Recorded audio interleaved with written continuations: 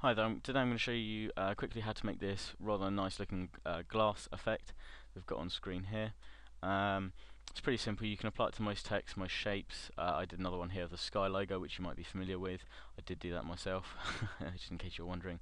Quite easy to do, and you can apply the same effect I applied on that to text like this, and I'll show you one today. So if you press Control N on your keyboard to go up to File and then New, we'll get this screen here, and we want to create a canvas size of 850 pixels width by 500 pixels height. So click OK on that, you'll get your new white canvas. Leave the background as is, and what we're going to do is select the text tool over here on the left hand side. You want to choose a fairly thick, heavy weighted font, so I've chosen copper STD. Once you've applied this effect and finished the steps on this tutorial, you can go back and change this text, obviously by selecting the text tool again, clicking on the text, and then deleting the current text, and then typing in your new text, and the effect will be reapplied as you do it. So you can play around basically after you've created the standard set. So we'll then go to black, select black even. On that, you want the text size to be about 250. And select smooth, center align, doesn't really matter too much about that, but does need to be black. So click OK, and I'm going to select down and drag. Click on the middle, I'm going to type in glass, hit return, effect. Now if you have, oh, missed out an F, yeah. If you have the problem where there's actually a huge gap in between, which it can happen with some fonts, what you need to do is you need to select your lettering, click on this here, which toggles the character and paragraph panel, and then just change this one here to the same as your font.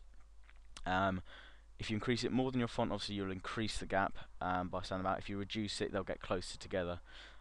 So depending on personal preference, and click that tick after you're done, will define how much gap you have between. But that's about right there. So what we'll do after we've done that is we're going to right click on the layer here, and then select blending options. You only need to use 3 from this menu. You're using bevel and emboss, the contour sub panel under that, satin, and color overlay. So what we're going to do is we'll go to bevel and emboss first of all. We'll enable contour. If you go into contour, you can leave those settings as are, and go into bevel and emboss again.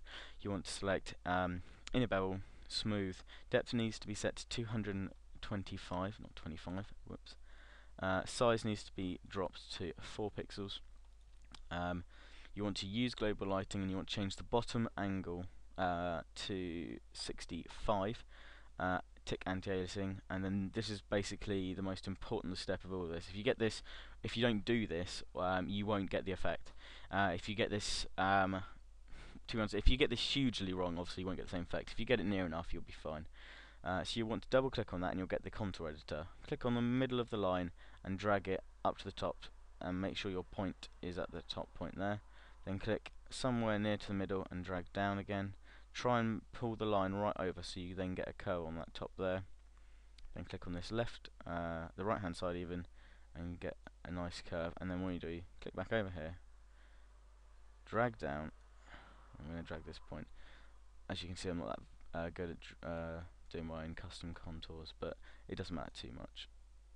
As long as you end up with what you can now see on screen, with this grey matte finish with a black border around it. Once you've done that, click OK. Go down to satin, tick that, drop that to 20%, leave the angle as 19, leave it as blend mode, multiply in black before you do anything. Distance needs to be set to 21, and size underneath is 14 pixels, and you can leave the other setting of that. After that, this is where we make it into the glass effect. So literally drag up to the white, click OK, and there you are. That is your glass effect. Now, as you can see from this one, I've actually added a blue tint to it. I did actually do that with the sky logo as well. So I'm just going to check these settings so we know what to put in. Right, we'll do that there.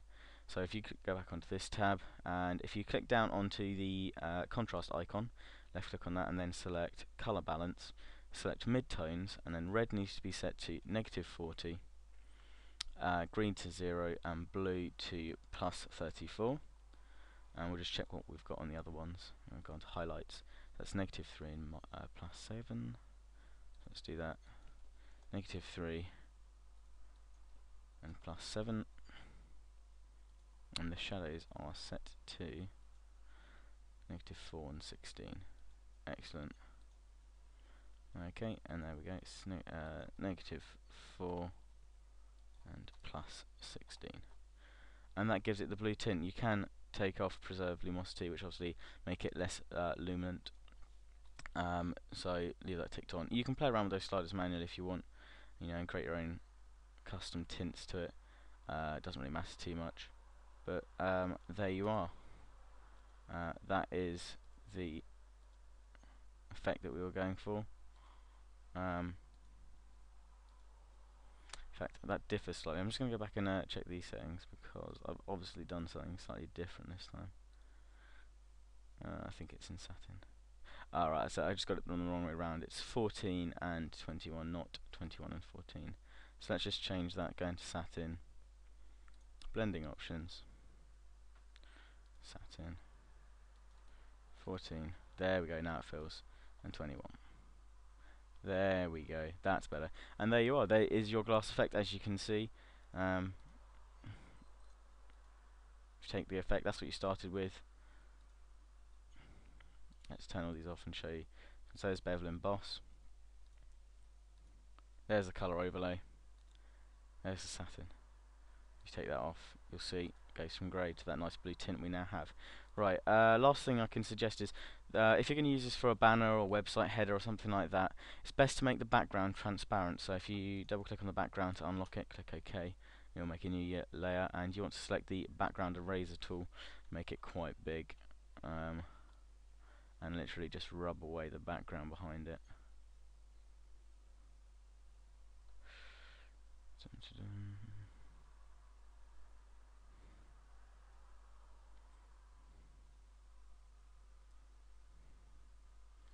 And there you are. You now have your glass effect all done. You might just need to take some time just cleaning up those edges.